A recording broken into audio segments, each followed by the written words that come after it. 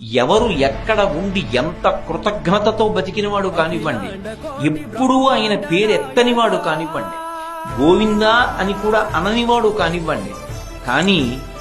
కష్టం వచ్చినప్పుడు ఒక్కసారి ఆయన్ని తలుచుకున్నాడు అనుకోండి, అంతే,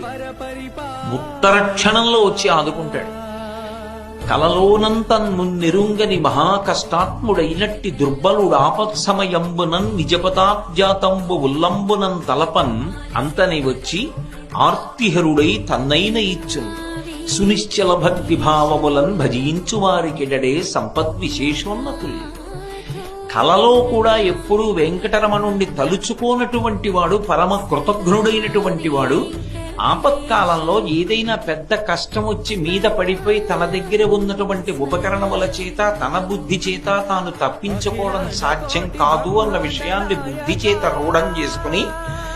అప్పుడు ఇక ఆయన తప్ప వేరొక మార్గం లేదు అని మనసులో విశ్వసించి ఒక్కసారి పిలిచినంత మాత్రం చేత పరిగెత్తుకొచ్చి ఆపద తీర్చడం కాదు, తనని తాను కూడా ఇచ్చేసుకుంటాడు. అన్నయ్య